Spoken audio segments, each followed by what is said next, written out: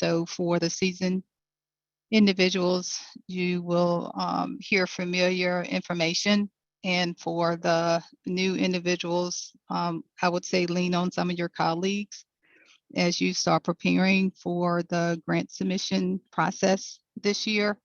As Joanne mentioned, if you downloaded the application that's currently available on the website prior to today, please be sure to go back online to the superintendent's memo and the link that's there in order to download the most recent version. We did have to make some technical revisions due to some errors we found, and that has now been corrected. So please do that. As many of you know, the application is a requirement each year in order to access funding under IDEA. And that application is the agreement between the local special education offices and the Virginia Department of Education as it relates to the implementation of federal and state laws and regulations governing special education services. If you have not received the superintendent's memo yet, I do know one is under development. Federal DUNS numbers are being,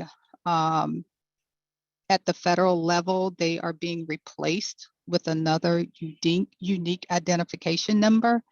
The finance team on the 25th floor here in Richmond will be sending out a communication to each of the local school divisions to obtain your DUNS or the replace new number that school districts will need to have in place of the DUNS. And once we have that information, we will update what we use as the unique identification number on your grant application. But as far as the version today, the federal DUNS number is the same federal DUNS number as has been used in the past, and that will be updated in the next version of the application when the unique identification process is completed.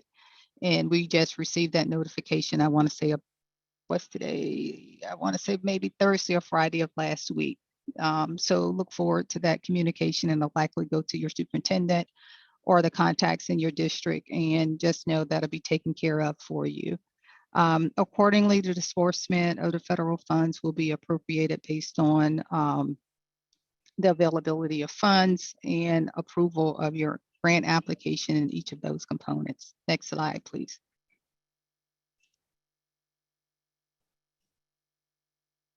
Those required components include the superintendent certification, including the school board's approval date.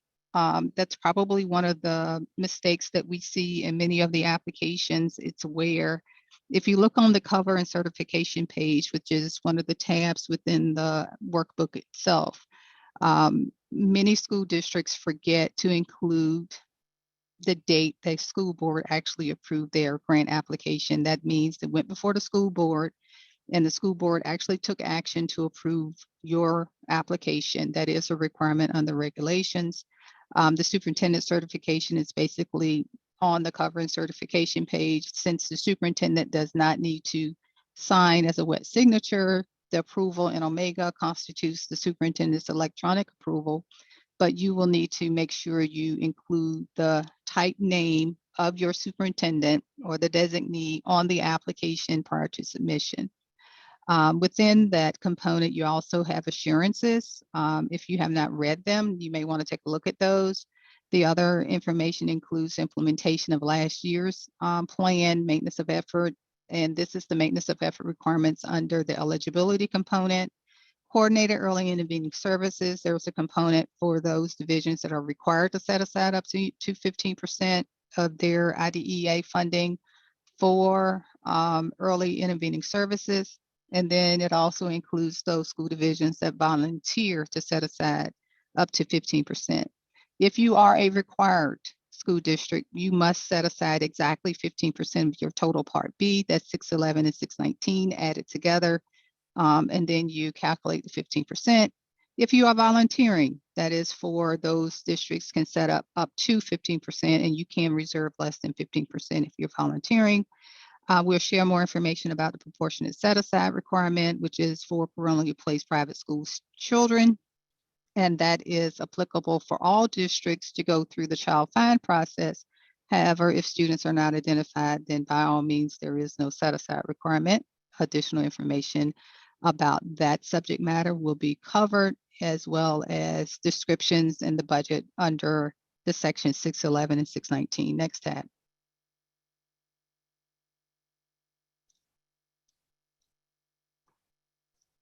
Next slide, Joanne.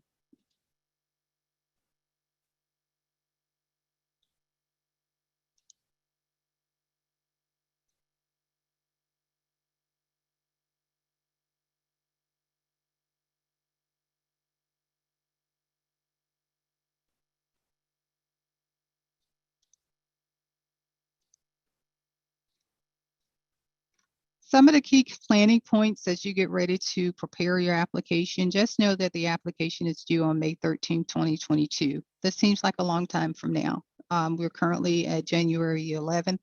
But if you prepare your calendars now with the end in mind, if your school board does not meet in order to take action prior to May 13th, that means in your district, you only have until April to get your application approved. If your school division requires 2 readings of the application, meaning it must go before the school board for first reading and then take action at the next school board meeting, that then means that you need to present your application to the school board no later than probably March.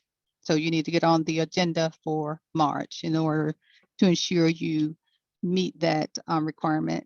Given COVID and everything that's going on with COVID, and the variances that seems to be reinventing themselves at this point, you may want to get on the school board's agenda a little sooner, because I'm pretty sure their dockets will be full as they get ready to close out the school year in May. So take a look at your school calendar, take a look at the school board meetings for your district, and ensure that you have sufficient time not only to get on the school board's agenda, but to share the application with your CEIS committee. And the CEIS committee will need to review the application. They don't necessarily have to take action, but you should be shared with the school CEIS committee in order to receive additional information. We do have one slight change, as Ella Barnes has recently retired. Denise Laws is the contact person at this point. If you have any questions, and if you are participating today and you happen to be a state operated program, you don't have until May 13th in which to send us your initial application. You have actually until February 18th in order for us to present your applications to the state Special Education Advisory Committee, because you do not have a local Special Education Advisory Committee. So for all state operated programs, submit your applications to Denise Laws no later than February 18th, 2022. Or you can send it to the SPED Finance email address, and someone will download it and ensure that Denise has this information as we prepare for the state Special Education Advisory Committee meeting, which typically takes place around the first or second week of March. That information is on the instructions page within the workbook. Please be sure to meet with all key personnel in your offices of finance, instruction, and the superintendent. We try to collaborate as best we can, and we also suggest that you do the same. Most school districts, including the superintendent, do not like surprises, and I know most finance folks don't like them either. There have been instances where there's information included in the annual plan that has not been approved by the school board, or the school board is assuming certain things are in the annual plan when in fact it is not. And the finance team typically relies on what has been approved by the school board. So it is always helpful that the finance team, instruction, as well as the superintendent and the special education departments are in tune when working on the workbook and clearing out any miscommunications in advance. If you do not have access to SSWS, which is the single sign-on for web systems, please be sure to get access to SSWS. Not only will you need access to SSWS, you also need access to Omega, which is our online management of education grant awards. Your local grants administrator or your local SSWS administrator within your district should be able to give you access to SSWS. and grant you initial access to Omega. You will need to fill out a OP form that's available on the Omega page on the DOE's website, and submit that in order for you to have access to submit your application for your district. Next slide.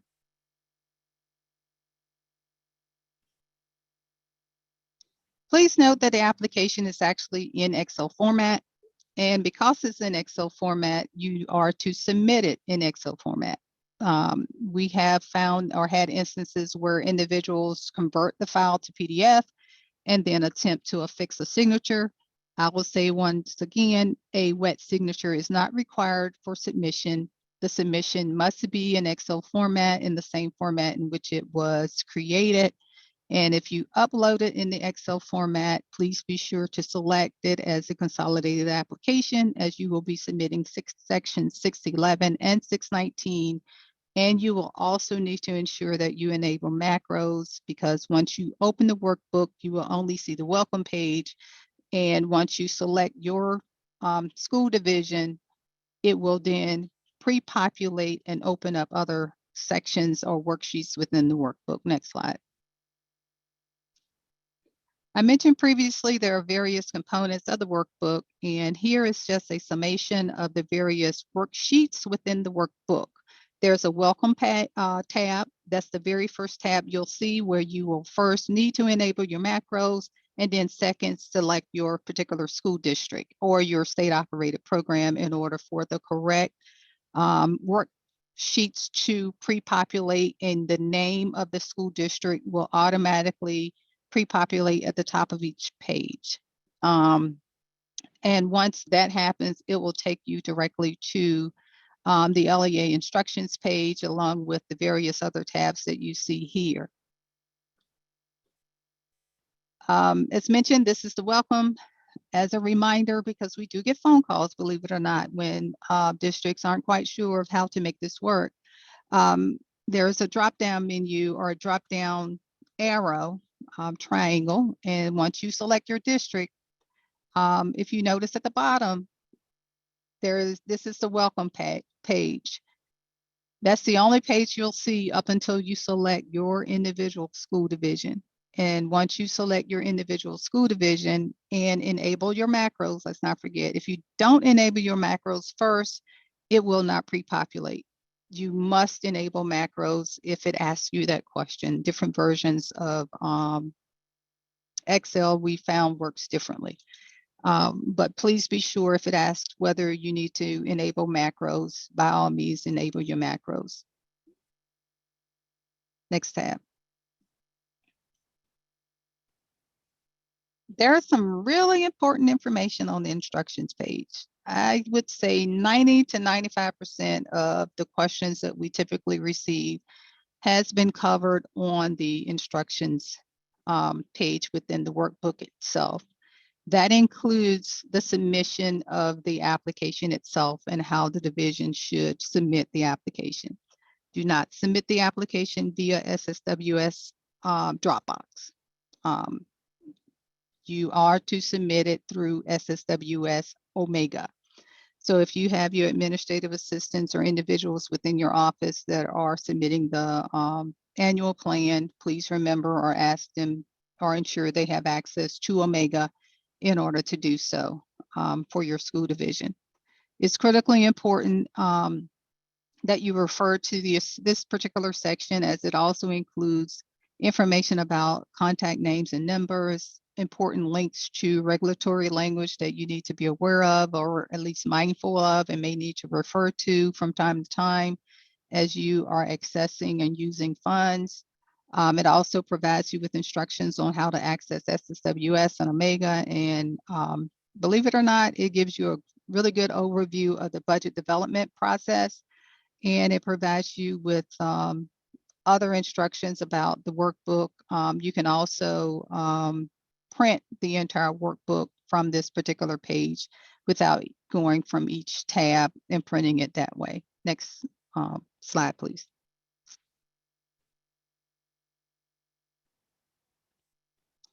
Under the cover and certification page, I mentioned previously that the number one reason, or at least one of the many reasons where we have to deny an application in order for school districts to submit and make revisions, is they seem to forget to include the date.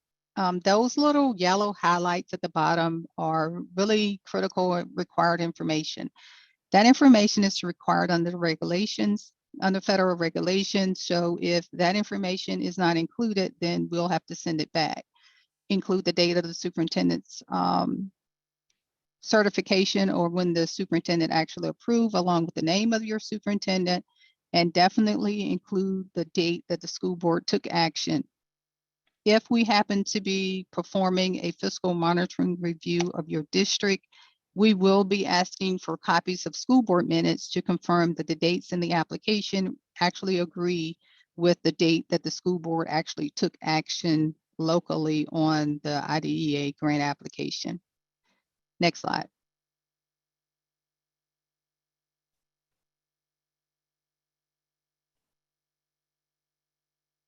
The LEA assurances certification, when you get to this particular tab, you will need to scroll all the way to the bottom to see the section that has to be completed.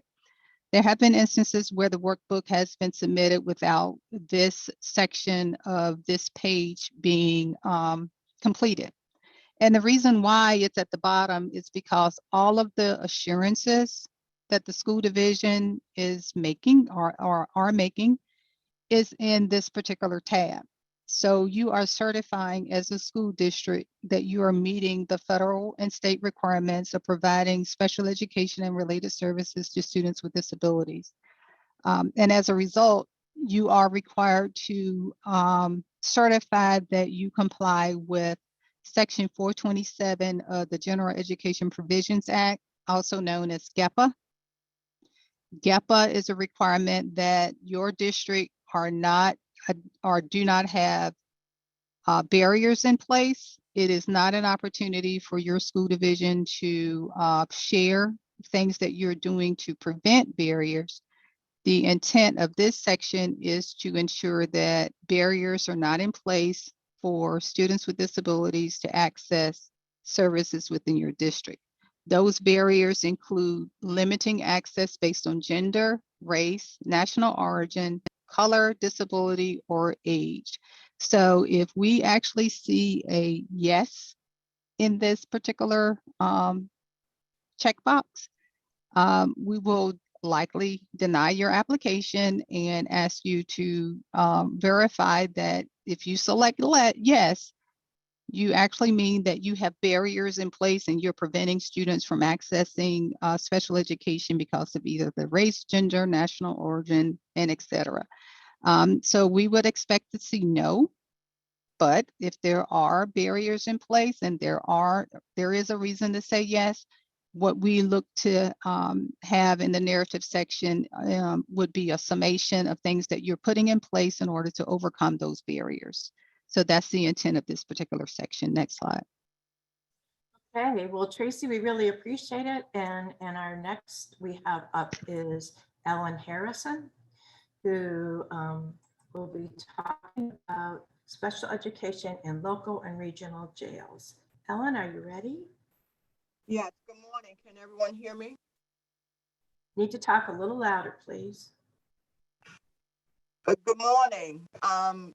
In terms of special education in local and regional jails, nothing has changed.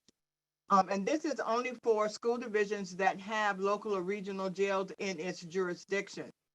Interagency agreements with the sheriff or jail administrator responsible for the operation of the jail is essential. The IA shall address staffing and security issues associated with the provision of special education and related services. And existing IA will remain in effect until revisions are made. Only submit the IA if revised. The one thing I do want to emphasize is that special ed and local and regional jails do not fall under state-operated programs. I get those questions a lot. So especially the local and regional jails do not fall under state-operated programs. In addition, if information about the interagency agreement can be found on page 3 of the Special Education and Related Services in Local and Regional Jails Guidelines for Best Practices that is posted on the website, and it was revised and updated May 2021. But if you have questions that need to be answered, you can certainly contact me via email or give me a call, and I will certainly make sure to answer those questions. Thank you so much. Thank you, Ellen. We really appreciate it. And I just want to remind folks too, that all the individuals that you're seeing presenting today, their contact information and email is in the instruction tab on the application. So we're going to return to Tracy, who is going to talk some more about the implementation narrative tab. Thanks, Joanne. Thanks, Ellen.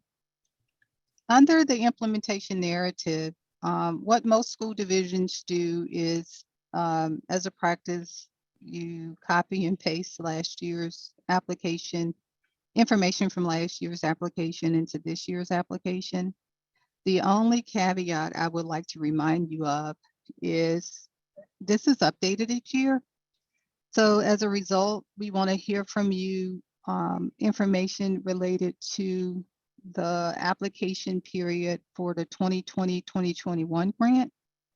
So if you're copying and pasting information from your prior year application, that's actually referring to your 2019-2020. And what people have a tendency to do is not update the dates. So when we're reading this and we see that the districts have implemented programs and activities related to 1920, we'll end up having to deny the application because we're asking about whether you implemented your program for the 2020-2021 annual plan.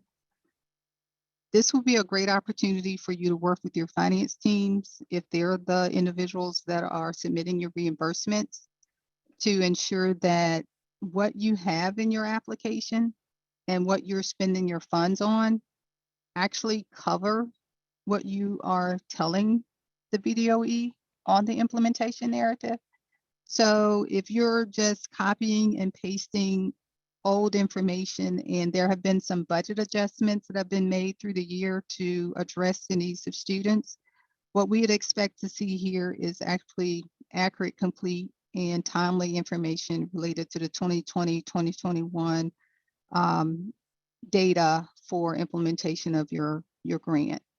Also, the implementation narrative should include references to not just 611, but also to 619. What districts do is explain to us in summary format some of the things that have been done to implement services. And it doesn't have to be a exhaustive list of things, but it should be sufficient information for us to gain a good understanding of what it is your division happens to be doing to implement IDEA for your school division. And ensure that all funds for the FFY, which is federal fiscal year 2020 funds, are encumbered or spent by September 30, 2022. Those will be expiring soon. We are actually seeing quite a few districts with quite a bit of money still outstanding as of January, and we're currently in the second year and a half of the 2020 grant. So please be sure to pay attention to those due dates. Next slide. Well, our next presenter will be Shalonda, and I'd just like to reinforce what Tracy just said about making sure that the 2020 funds are spent and encumbered and that you've received materials and services by September 30th, because your finance department has 1 month after that to get that reimbursement request in, which means that all of this money needs to be spent by September 30th, not ordered, but have received the materials or the service. So that's a real important aspect of this that people tend to forget. So our next presenter is Shalon Lewis, and she's in our Office of Finance and Budget, the FAB office again. And she's going to talk about maintenance of effort eligibility, which is one of our favorite things to talk about. Absolutely. Good morning, everyone.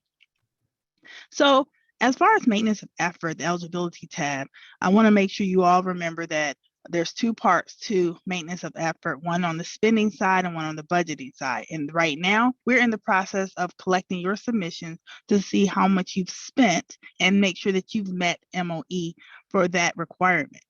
So in that case, you need to spend as much as the last time you met MOE from a local or local plus state standpoint. From the budgeting standpoint, you will need the information that you just submitted to us or in the process of submitting to us for 2021. You must budget at least the same amount that you spent in the most recent year that the information is available. So right now, we are submitting spending for 2020, 2021. And you are budgeting for 2022, 2023. So you're going to use that information as your reference point to see how much you spent as you budget. All right, next slide, Joanne. I have a couple other slides just to kind of drive that home for you. Again, just as you have to meet maintenance of effort from a spending standpoint, in the same 4 categories, you have to do it for the budgeting standpoint. That is the local plus state, and per capita amounts for either local or local plus state. You have to meet in one of the 4. You do not have to meet in the same 4 that you met MOE from spending for the compliance side. For the budgeting side, it can be one of the 4, but they do not have to be the same as they were when you met it for your MOE submission that you're doing right now. Next slide, Joanne. So these are the 4 things I want you to remember as I just summarized. You're going to need to report your projected 2022-2023 budget, but you're going to be comparing it to your 2020-2021 expenditures. So you need to make sure that you've spent at least the same amount or more. Normally, it's more. It's very rare that you have the exact same amount you budget for that you spent. If that for some reason is the case, you will probably receive a call to just receive some, we want to receive some clarity around why that is so. I want to stress the fact that when you're trying to calculate the per capita, I've noticed that sometimes we forget to deduct out the CSA students. Please remember, when calculating MOE, you're going to be using December 1, 2021 data. So make sure you deduct CSA students from that child count when calculating per capita. Most importantly, if you find that once you've done all this and you still don't meet MOE, please collaborate, get in touch with your finance department, and make sure that you guys review your budget numbers to make sure you actually have enough budgeted dollars in place for local and state funds. If you find that you still have not budgeted enough, you remember that you will be considered ineligible to receive IDA funding for the next year. So we don't want to see that happen. Please work together to make sure you budget the right amount of funds to meet MOE. Remember, also, if we do not find you in compliance, you may have to repay funds. Again, we do not want to be placed in that position for you or for ourselves. Any questions you have, please put them in the chat or contact me directly. I will be available during the time you're working on this to answer any of those questions. Thank you. Okay, thank you very much, Shalonda. And again, I just want to say that the contact information for all of these individuals is in the instruction page. However, on the next presenter we have is a new presenter, and this is, let me make it, is Holly Jennings. Usually Michael Gregory has been a part of this, but now we have a new person, Holly Jennings, and her name is not on that instruction page, but Michael Gregory's is, and he's still very much involved. So Holly, are you ready? Yes, ma'am. Can you hear me okay? Yes. Great. Good morning, everyone. Thank you for being here with us today. I'm going to take just a few minutes to talk about CEIS and CCEIS. That's an acronym for Coordinated Early Intervening Services or Comprehensive Coordinated early intervening services. And I just want to take a few moments to talk about the differences between the two. You will see those tabs on the application here on the slides. As we go through the slides, it's a lot of information. I'm not going to read that information to you. I am just going to go through it, give you a summary. You guys will all be receiving a copy of the PowerPoint. And so you can read through that more detailed information. And again, if you have any questions, please reach out to me or Michael. We'll be happy to answer those for you. Could you go to the next slide for me, please? So I'm going to start by talking about CEIS, and the main difference between CEIS and CCEIS is that CEIS is voluntary. School divisions can voluntarily commit money to services for students in kindergarten through 12th grade. These services are not for students that have been identified as needing special education services, but students who need additional academic and behavioral supports. You can only use the funds for certain activities. Those activities include things like professional development for teachers or the school staff to start implementing interventions that are evidence-based, and it can be for academic interventions or behavioral interventions. Could you go to the next slide for me, please?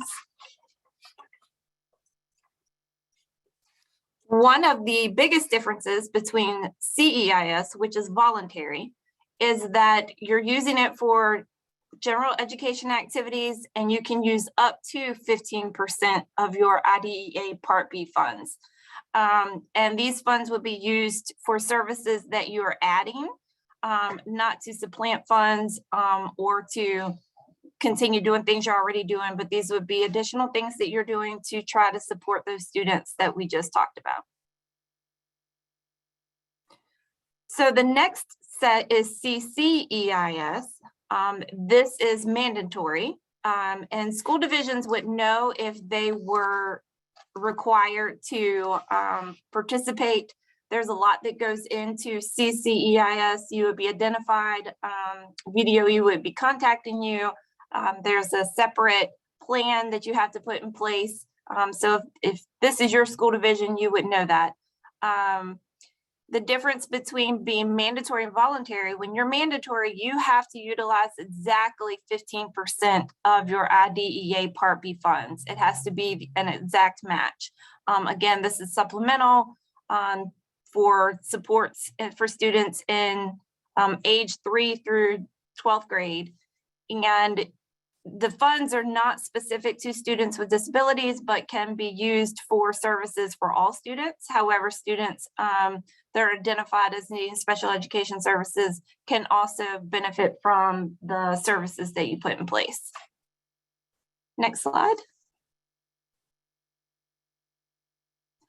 There's a lot of information on this page. Basically, it's going over the fact that there are a lot of things that are very specific to CCEIS when a school division is identified as having to be required to designate those funds. It talks about how the funds can be spent, who you can use the funds for, the reporting requirements, and you are usually identified for having to have mandatory funds in this category if you have some significant disproportionality going on based on race or ethnicity. And when you're identified as having to set aside these funds, there's a process that you go through where you have to develop a plan that has to be approved. You have to set aside a budget. And in that process of approving the plan and monitoring the budget, we are ensuring that all of these things are being covered as part of that process. Next slide, please. This is a great resource, one that I was actually looking at last night. If you have any questions about the difference between CEIS and CCEIS, because they are named so similarly, this is a handout that kind of breaks them down in a pretty easy graph to kind of explain the difference. Again, CEIS, school divisions can volunteer to designate those funds. You can use up to 15%. If you are a mandatory school division and you're required to designate funds, that's CCEIS, and you have to use exactly 15% of those funds. That is all that I have. If you have any questions, I know it can be a bit confusing. Please email me. I'll be happy to answer any of those questions. Thank you. Thank you very much, Holly. And I would just like to remind folks too that the information that you put in this application for the annual plan, it is just the beginning of doing your programming plan for your CCEIS or your CEIS. That is done at a later date. And the estimated amount is 15% of your application funding allocation if you're mandatory, and up to 15% for CEIS. So just so that you know that there is additional planning and work after you complete this application, and that the funding is that you put in the application is based on your last year allocations, because of at this time, we will not have the allocations for next year yet. Okay, so what we have coming up now is proportionate set aside, and Shalonda is returning to us to tell us about proportionate set aside. Shalonda, you ready? Yep, I'm ready. Okay. Well, hello, well, I'm back. So for proportionate set aside, many LEAs are required to allocate funds to set aside funds from their 611, 619 allocations so that they can provide services to parentally placed private school children with disabilities. In order to figure out how to calculate that, there's been a formula that the federal government obviously has created for you to use to calculate that amount. You can locate that formula in Appendix B to the Part 300 and under the regulation. It is one there, but we also have a formula that we're going to share with you, and I can forward it to you if you need it. Funds, also, we want to remind you that the funds for the set aside must be set aside during the grant period and remain separate. That's the key. They must remain separate from the total IDA Part B award. And we do track that closely, and we want to make sure that you guys track it as well. So next slide. So here's the actual sample calculation, and I have one big reminder as you're preparing this. Please make sure when you're doing this, trying to figure out your estimated amount, and remember, we know it's an estimate, that you are using December 1, 2021 data. Please do not go out and get the November submission that you just sent. That is not what we are using for this, because I'm going to check to make sure that you use December 1 numbers when you're making the when I'm calculating to see how you came to these numbers. So if you have any questions, please let me know. If you want a copy of this exact example, feel free to email me and we can send it. I think we determined that we didn't find where it was posted anywhere. So if you need it and would like to have it, please let me know and I'll be more than happy to send it out to you. But remember, December 1, 2021 is your data source. Thank you. Thank you, Shalonda, so very much. And I would just like to put a little caveat in here that PSA funds are set aside for 2 years, and then the last 3 months of the grant. If the private schools have not spent all of that money, the remainder of that money may be spent on the local school division special education programming. So just to make sure that you know that, that's why it's so important to keep these monies separate from your overall allocation. You need to track these during the grant period.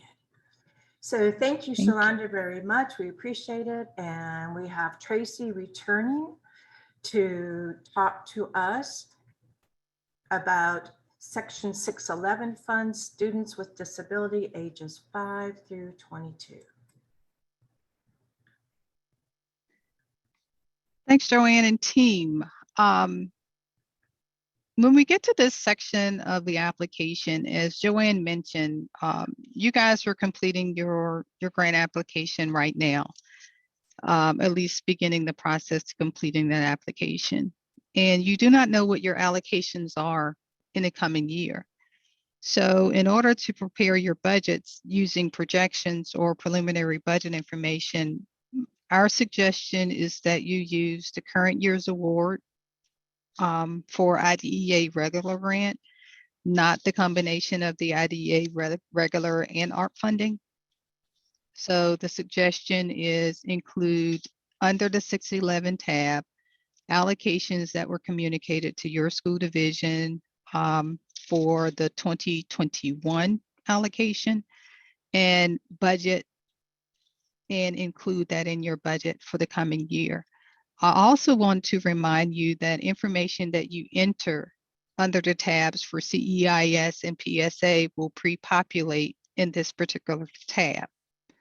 As a result, if you're budgeting for CEIS and for PSA, you will need to subtract those numbers in order to determine how much monies are remaining to be budgeted in column C on the budget worksheet tab. When you're completing the application or this section, if you notice it's kind of long, there's a page 1 and then a page 2. The page 1 section is really for those school divisions that operate as a joint application, meaning you get together and pool your resources and provide a joint special education program for students with disabilities. And in that case, you will list out which other school districts you actually partner with in order to complete that joint application section of the workbook. The page 2 is where you get into the details of how funds will be spent. You do not need to include in the narrative section. There's a narrative section that kind of explains what you plan to do. And then there's the dollars that go into the budget section. So based on the narrative section, if you include dollar amounts in the narrative section, please make sure you also are that the numbers included in the budget section where the object codes are, please make sure those two figures agree. You don't have to actually enter dollar amounts in the narrative, but some school divisions have a practice of doing so. So if that's your practice, we don't prevent you from doing so. But if you end up making a calculation error and you make some adjustments in one section and not the other, you now have a discrepancy within the application of the workbook itself. And then we'll have to actually find out what it is you're planning to do and how much you're planning to budget in the coming year. So just make sure that the narrative sections explain all the things that you're planning to do with the funding that you're about to receive and that it is allowable to do so. I would also like to say that we do not require that you list out every possible piece of equipment or travel that takes place. But for those that you know about, include that information there for consideration for preliminary approval. And there's nothing wrong with seeking approval later once you have additional information available for any out-of-state travel. Some school districts have started traveling a little bit more, not many, but there are a few. And under object code 8000, that typically accounts for anything that costs $5,000 or more for a single item, not a combination of items. So those are just friendly reminders for you. One thing I do want to mention under the CEIS tab, when you're budgeting and reiterate what Holly was explaining as far as what you can use the funds for, under the required CEIS section of the workbook, just know that you must use it in your area of disproportionality. So even though the funds can be used for disabled and non-disabled students, it still must address the area of disproportionality in order for it to be allowable. Thank you.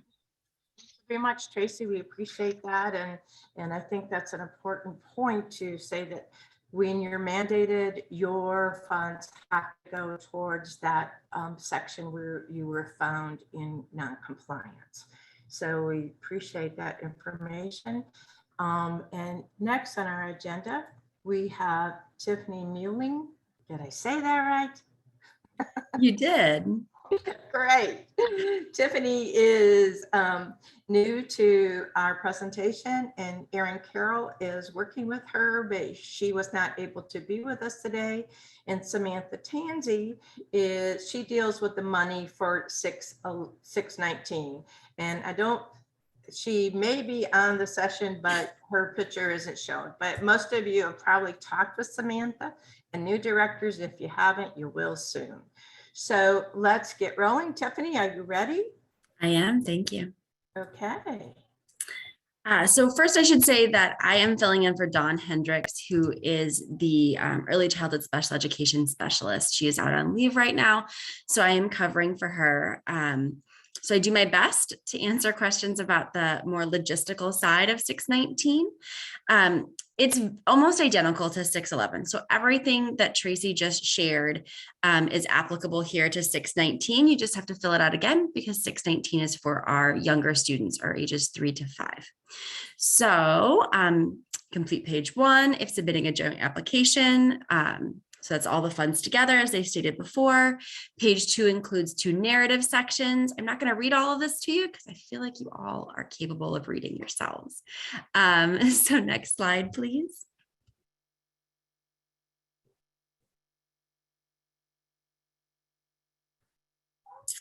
So some differences and some important parts of 619 funds. So 611 funds can be used for 3 to 5 as well, but 619 can only be used for 3 to 5. And they must be used only to pay excess costs of providing special education and related services to children with disabilities. So not their base level cost, it's the things that are above and beyond. The narrative for proposed equipment, capital outlay, and out-of-state travel must be completed. So you have to fill out that whole narrative section if it is applicable. And section F under instruction tabs provides you with more information about that. Next slide. Okay, well, Tiffany, we really appreciate you doing that and going over that for us, and welcome to the group. Thank you. And I guess I would say that I think we talked before, the biggest amount of questions about 619 come from what can you spend the funds on and how can you spend the funds? And I'm more than happy to speak with anybody on an individual basis if you want to reach out and we can brainstorm how to get those funds spent. Thank you very much, Tiffany. And her email address is on the presentation slides. And as you well know, it's pretty much the same with BDOE. It's tiffany.muehling@doe.virginia.gov. And her phone number can also be found on the list for all the employees at the Virginia Department of Ed on the website on the first page. So Tiffany, thank you very much for joining us today, and we look forward to working with you as part of our team.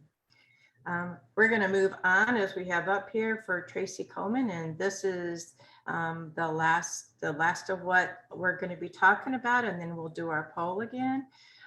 Tracy comes in and she kind of like puts the where the rubber meets the road and puts all the things that are the responsibility of the LEA and what needs to be done. So Tracy, are you ready? I'm ready. Okay, here we go. All right, before I get into some of the nitty gritty and nuts and bolts of some of the federal requirements, and this is kind of like general reminders for everyone, because I'm pretty sure that most of you may not have remembered a lot of this stuff because you don't work with it on a day-to-day basis, but I don't want you to lose sight of it as you are currently working with spending down allocations that you have right now, and as you prepare your applications for the next funding cycle. Just know that as a local school division, you are required to follow the Virginia Public Procurement Act. And as a result, you are required to follow your local procurement policies and procedures. You can make more restrictive procurement policies and procedures at the local level.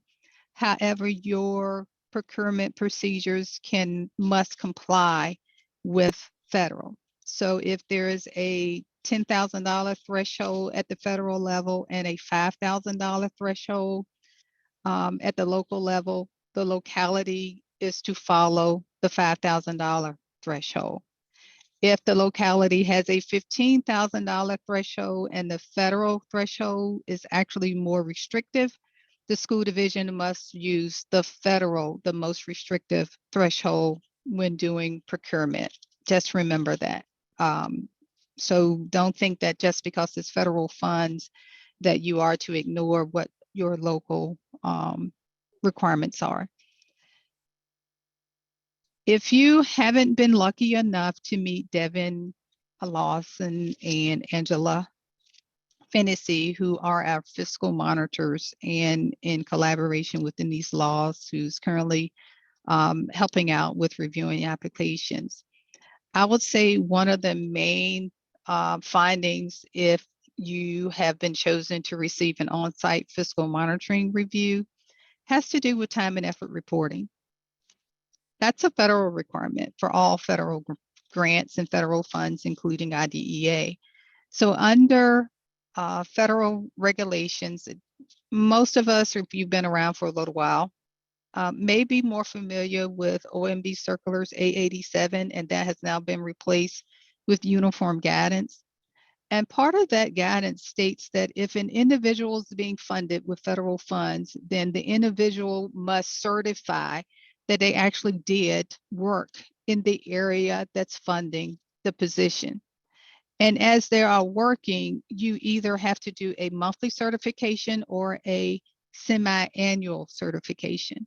So let's say, for example, you're paying for a special education teacher.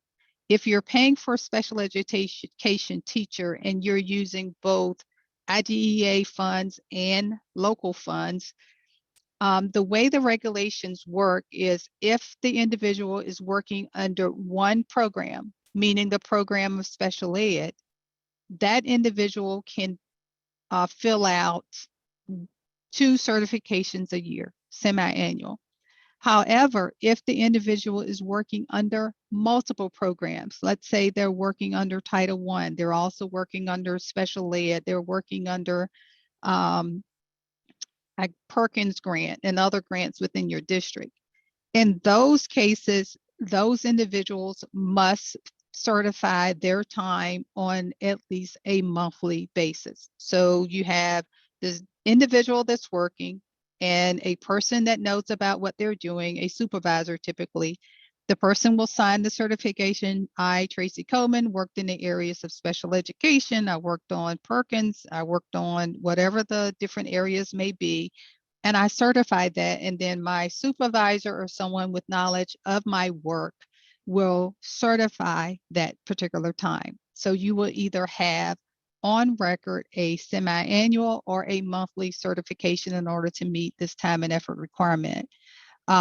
Please know that you are required to maintain programmatic records for audit purposes. This includes programmatic records for federal and state related activities. As a general rule, special education Part B funds can only be used in support of students with disabilities. There are times when we get phone calls related to using IDEA funds to purchase curriculum. If you're using IDEA funds to purchase curriculum, is the curriculum for students with disabilities or is the curriculum for all students? If the curriculum is for all students, then a combination of funds can be used in order to make that purchase. If the curriculum is unique and only specialized for students with disability to meet the unique needs of that student as called for in the IEP, then IDEA funds can be used in order to do such. Each school division is required to maintain a physical inventory or property purchase with IDEA funds. And that property does not mean it is always a controllable. There are certain listing of assets that are, I should say, that are capitalized. So we have capitalized assets, meaning they cost $5,000 or more per item. And then we have controllable items. That means those were things that have a street value. Those things are typically iPads, computers, other types of high dollar assistive technologies, cameras.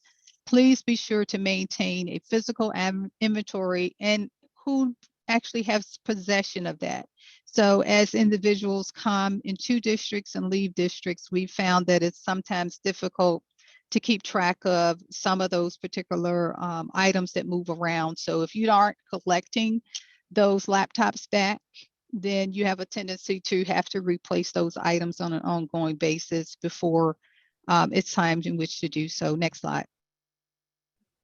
I'd just like to add that this is a good time to collaborate with your finance person, especially if a lot of these numbers, letters don't mean much to you as a programmer person, but to help set up that process to make sure that you maintain all of this documents and evidence. Keep going. Okay.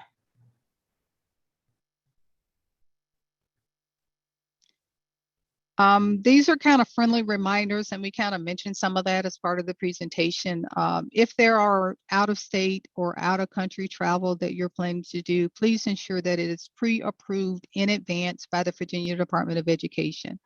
If you take the trip and then submit it in the reimbursement and it's not pre-approved, then it will likely be denied for not being approved. So please be sure to seek pre-approval in advance of the trip taking place. Because we have to ensure that the trip is allowable, allocable, and allowable under the grant and should be charged to the grant, and individuals that are participating, that is not an exorbitant cost to be charged to the grant. If the application is mistakenly approved by the VDOE and we find that later that the costs are not allowable, there may be instances where we approve something, and as we gain additional guidance and information from either federal or state representatives, there may be instances where we have to come back and let you know that a certain item is no longer allowable under the grant. As you know, regulations are updated routinely, guidance documents are updated routinely. So there are instances where there have been opportunities or things that have occurred where some items may have been allowable in the past that are no longer allowable, because as we learn more or as we know better, we do better. So just to let you know about that. Okay, thank you, Tracy. We have a question about the time and effort report, and there is some guidance on our webpage regarding its time and effort report, but please feel free to give us a call. And one other thing I just wanted to add to this is the reasonableness. For instance, if you wanted to send 30 people to a conference where it's going to cost you an exuberant amount of money, and you could bring that presenter to your county and send and provide it to 80 people, then it needs to be a reasonable decision. So that's always an important case to consider when you're considering traveling, if you can bring the presenter to your locality. Great point, Joanne. These are just some friendly reminders and things for you to check for before you actually hit the submit button. Please make sure that your school division and someone that has actually reviewed the information that you are going to submit in advance of submitting. When it's reviewed, typically the application is reviewed at one of your local special education advisory committee meetings. So this is your committee, not a group of parents, where you are meeting with them and the review of the application is on your agenda. So if you are actually selected for a review or for a monitoring visit, we will ask for the dates and times of that particular meeting and the minutes from that meeting. So that's the requirement, that your application gets reviewed by your local special education advisory committee. I believe each school division is required to have a committee that meets periodically throughout the year. And one of the agenda items when you meet should be the review of your IDEA application in order to receive feedback from that group of individuals on that committee. Please also ensure that it's submitted to the school board in a timely manner and within the timeframes that have been established. If you are a state operated program, you are to submit your application via email to Denise Laws or to the SPED Finance email by February 18th. The State Special Education Advisory Committee meeting is currently planned for March 11th and 12th. And either I or Hank Millward will be presenting the state operated program annual plans to the State Special Education Advisory Committee at one of those meetings. So that's why we ask for it in advance, so that we can prepare the information and send it to the CEIS committee in advance of their meeting for their review during the meeting. The SOP applications are then to be submitted in Omega. So if you are a new person within one of the school districts or one of the state operated programs that have partnered with the school division, just make sure that you have access to SSWS in order to submit your application in Omega. The Virginia School Board for the Deaf and Blind in Stanton is required to submit its application to their school's committee. And we also take it to the State Special Education Advisory Committee. So the VSDB actually has a board. I'm not quite sure when your board meets. So please be sure to get on the agenda for the board at the VSDB for the review by the VSDB board, and then submit it as part of the submission for review by the State Special Education Advisory Committee as well. Please be sure that the superintendent approve the application and maintain a wet signature in your district for audit purposes. We do not need for you to submit that wet signature as part of your submission in Omega, but we do request that you maintain that in your records for audit purposes. Next slide. Now that we've gotten to this point, now what do we do? If all else fails, you call and ask questions. We are always available to assist as best we can. Once the application is reviewed and completed and all has been approved, please know that your application must be approved before funds are made available. We have a tendency to go back and forth quite a bit with some districts as far as making revisions. The budget for the use of funds typically open around July. So we really are working with a very tight window. So if your school division submits your application by the May due date, that it's typically on a Friday, it has to go through the review process, and we try to get everything approved in advance of July, but sometimes there are a few that still needs to be reviewed. And once that takes place, you can't expend funds until your application is actually reviewed. So whomever is assigned to complete the application, please ensure that someone is available during the summer months. That's the time period when many of the school divisions are either closed or a lot of people may take off. So if there are revisions that are required, just make sure that someone is available to make those revisions and resubmit those revisions in Omega in order for us to complete your application and get it approved well in advance of the funding being made available in July. Preliminary information for funding typically comes out. It varies at the federal level. Sometimes we receive it as early as February. Sometimes we've received it as late as mid-May. But once we receive that preliminary information, we will disseminate information to school districts for your information.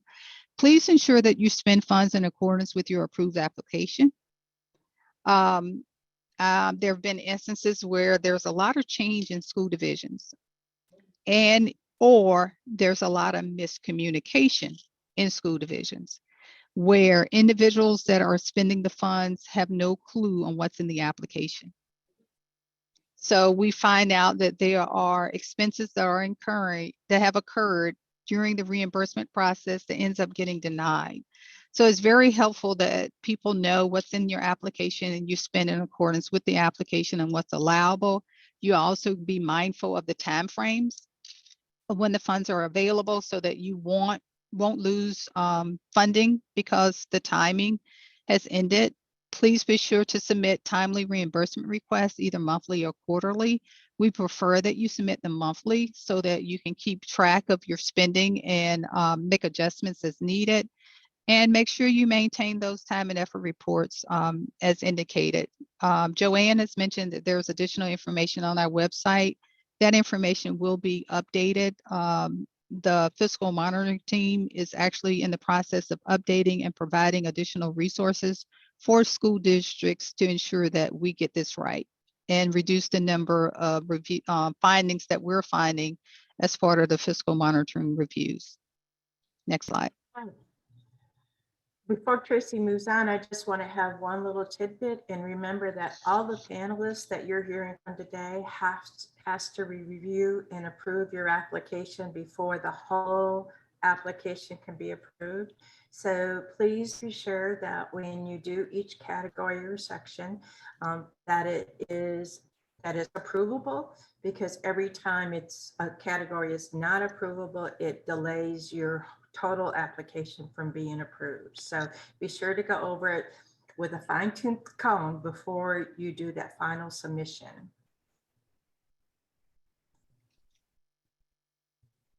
Tracy? All right, these are some of the FAQ types of questions for things we receive, and I'm not going to read all of them for the sake of time. But as part of the cover and certification, should a copy of the cover and certification workbook be signed by the superintendent and be submitted to the VDOE?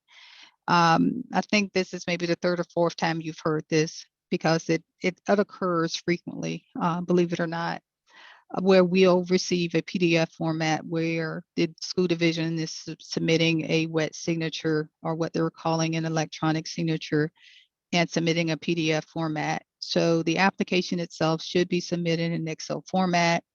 You do not have to physically sign the cover and certification, but you do need to at least type the name of the superintendent, and the approval by the superintendent in Omega serves as the electronic signature for applying for the IDEA grant. Next slide. Should the amount spent for each object code or type service be recorded in the narrative? Again, that's one of the mistakes that happen frequently.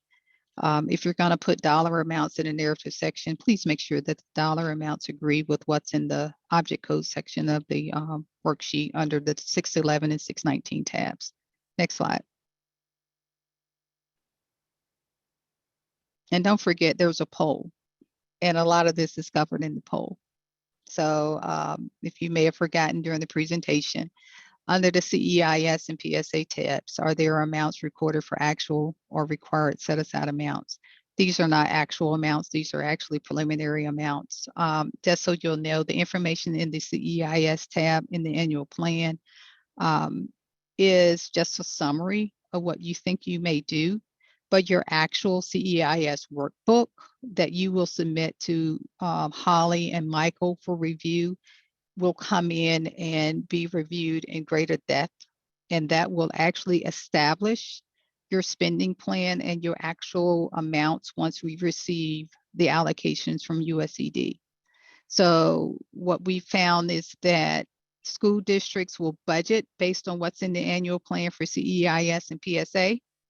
But then we get actual allocations, and the budget amount is what's in the annual plan, when the budget amount should be based on, for PSA, what was submitted as part of the PSA data submission. And for CEIS, it should be based on what was submitted to Holly and Michael in the CEIS worksheet or workbook. Next slide. All right, I think this is kind of sort of a repeat, or about whether the summary should include amounts for object code, and the answer again is no. And also remember that the special education estimates must be recorded in the object code, and the CEIS and PSA amounts are pre-populated in the 611 tab and the 619 tabs. Next slide. Should out-of-state travel be included? The answer is yes, if known, and seek approval later should you need it, and prior to booking or attending. Just make sure it's pre-approved. And in what format? By all means, please submit it in Excel, not PDF. It's required, and please, if you can, keep the formatting at XLS. Also limit the number of characters in the file. There have been instances where the file name is too long for it to work in Omega, and then we have a hard time opening the workbook. So in order to alleviate that, just make sure you condense the name of the actual workbook and ensure that it's saved in XLS format.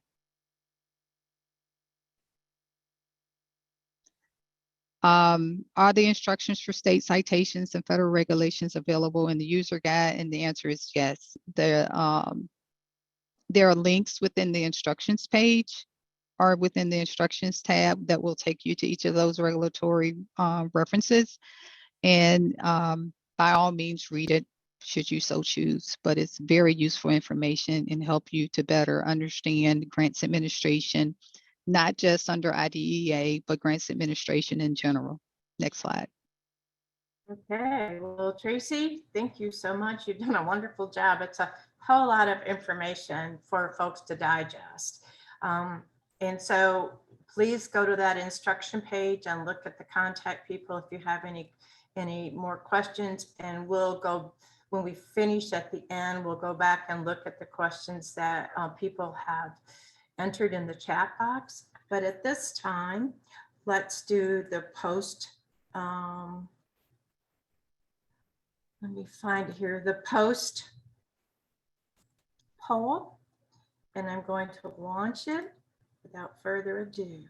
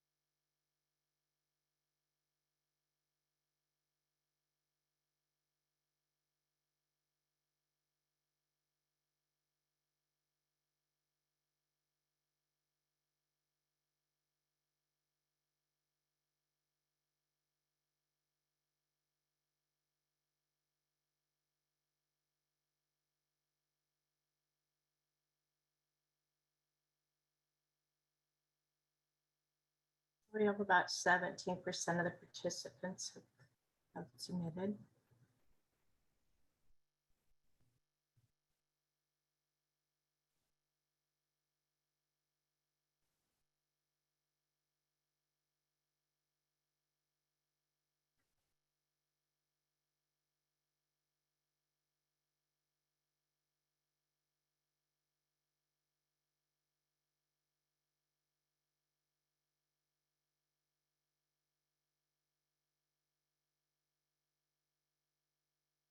We're at 36%.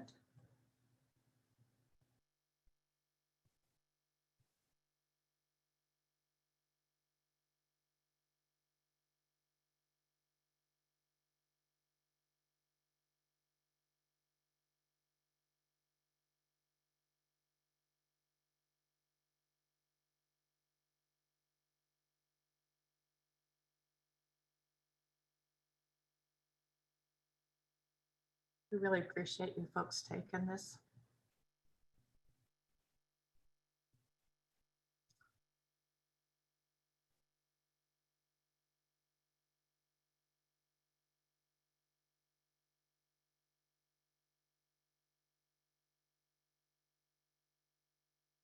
We have 50% having completed.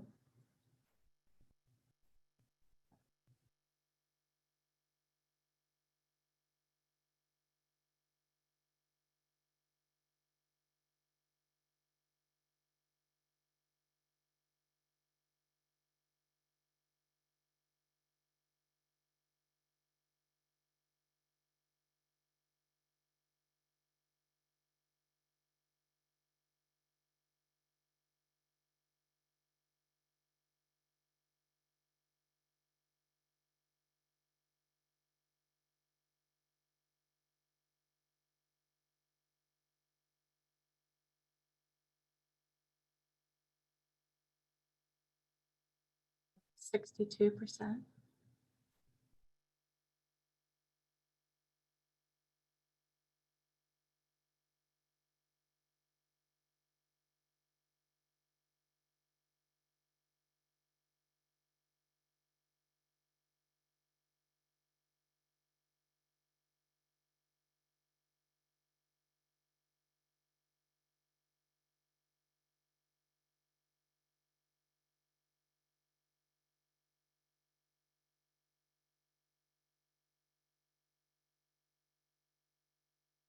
We're at 65%. We can get back up to in the 70s, that'd be fantastic.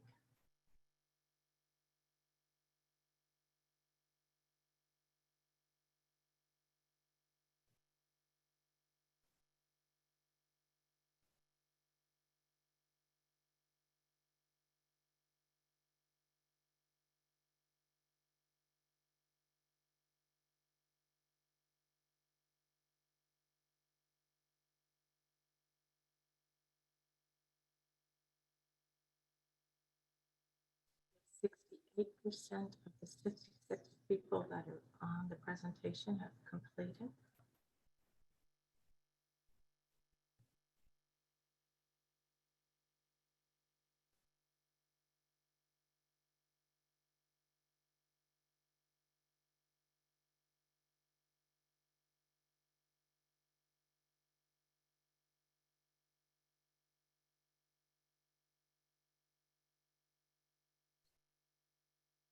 For the sake of time, we're at 71%. So I'm going to end the poll at the count of 5. 1, 2, 3, 4, and 5. Here are the results. So we'll go over the results right now, and panelists, please make sure that I'm answering correctly. So question number 1, that should be C. The school board and the superintendent have to approve, and it's certified by the superintendent, and the Special Education Advisory Committee must review it.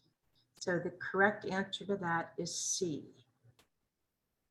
Question number 2 regarding local jails. Ellen, make sure I'm right. It's only when revisions are made. I think that's correct. And we had 70% of individuals do that. And not all school divisions have local and regional jails. Oh, I love this one. Everybody knows almost 98% of individuals said that all the funding must be spent by September 30th, all the services delivered, all the materials delivered, everything done. Only thing left is to ask for the money for reimbursement. Great job. Okay, the maintenance of effort. Number A is the correct answer, and 96% of people got that correct. Thank you. Number 5, for CEIS and CCEIS, all of the above was the correct answer, and 83% got that right. Well, you guys are doing great. And number 6, proportionate set aside, is all of the above also. 77% of participants got that correct. Number 7, F, all of the above was correct for 611 and 619. And, oh, I love this. 96% people got it right, saying that you have to ask for approval for out of country or out of state travel. So thank you very much. We will be keeping this. If you want this poll and the correct answers, please feel free to contact us at the SPED office email. So I'm going to stop sharing. I thought I did share the results. Okay. Okay, so just want to share with you all in the PowerPoint, there are some resources And this one says updated version coming soon for the local and regional jails. And Ellen's informed us that it has been updated. So look forward to, if you need this, to know that it's been updated. So these information is all very good. The other one is we want to remind you that we will have Q&A sessions for this. Please refer to the December 10th, 2021 email from Dr. Sam Hollins. And that will be February 10th and March 3rd, one in the morning and one in the afternoon. And I know that this has been a very long session. We really do appreciate your time. We'll get this recorded and up as soon as possible and to you as quickly as we can. We work with other departments at BDOE to make that happen. But we want to know sincerely how much we appreciate what you do each and every day. And we know that the last couple of years have been exceptionally challenged and they continue to be. So thank you, thank you, thank you from the bottom of our heart. We really appreciate it. And at that closes. We did have some questions up here that I think we did not answer. Let me see. Real quickly. Well, maybe we did. Okay.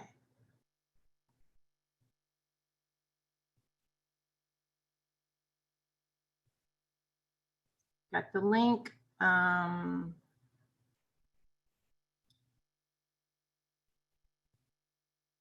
Please upload the new, the updated Excel spreadsheet or workbook for the application. Yes, this presentation is being recorded. Just for clarity, you are saying that the application document Excel file will be updated again during the current application cycle to account for changes in the federal DUNS numbers, divisions, identifiers. Tracy, you want to take that? I'll just say that that was just for your information. Any changes related to the DUNS number will be handled internally by BDOE. I just wanted you guys to know that you don't need to be concerned with making any updates. So when you see that superintendent's memo, you don't have to be attempting to update your information in your application. We'll handle that for you. So there won't be another version, not this cycle, but next year. We'll try to incorporate those changes into your grant application for 2023. Thanks. You. And we had a question about how do we get to the other sheets to the Excel worksheet. And I hope you know that once you click on your name, your division's name, then it should pre-populate for you. It should take you to all the other tabs. If you've already started the application using the original Excel document, does this mean we'll need to retype all of our information into the newly updated? Tracy, can you take that for me?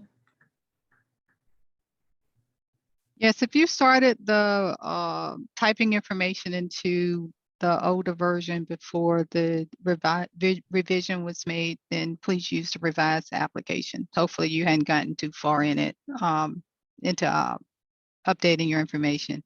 But if you have started, please just copy and paste that information into the new workbook. Thank you.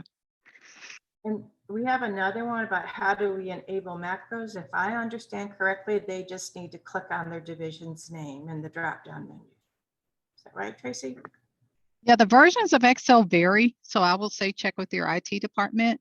Typically in our version of Excel, there's a question at the top of the worksheet that says enable macros, yes or no.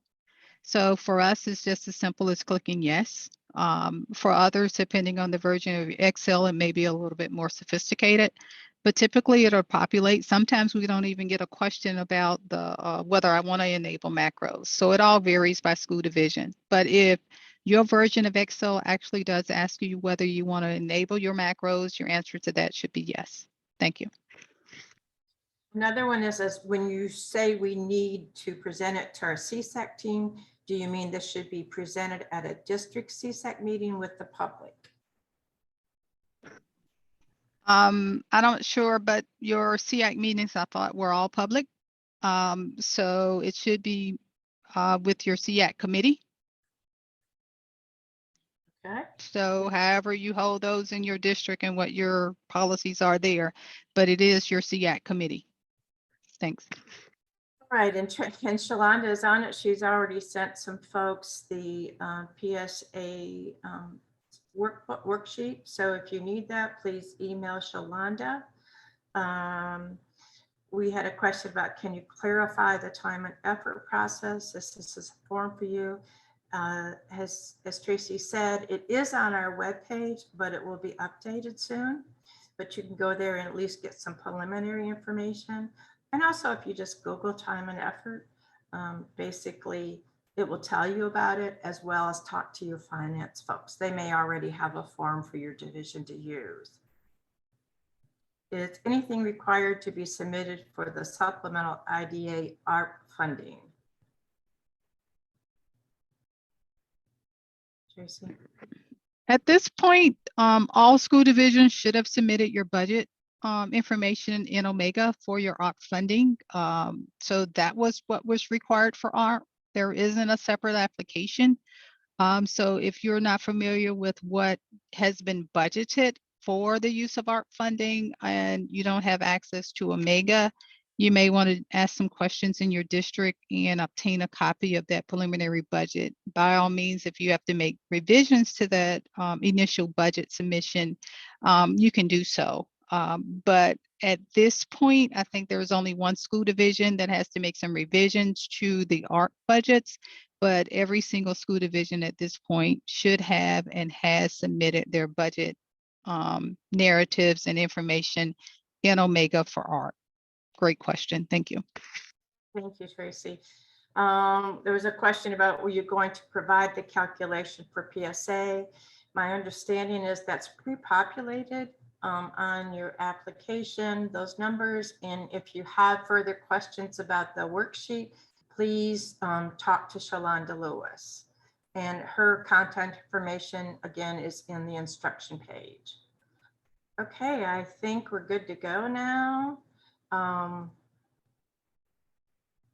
Okay, just one more for additional clarification. All of our CSEC meetings are open to public. Should this be reviewed at those meetings? I thought there was mention of not with parents. I think that my understanding is it is at all the CSEC meetings, and it's a public meeting. Okay, I think that's it for today. So again, we thank you very much, and thank you for hanging on while we went through these Q&A sessions. And actually, I didn't stop recording, so these questions and answers will be in the recording. So we look forward to you being able to see that, and we look forward to your applications. And again, it's always good to get clarification before submitting. And I want to say thank you very much to the panelists for being on here, especially the new folks who took their first ride with us, and have a great week. Thank you very much.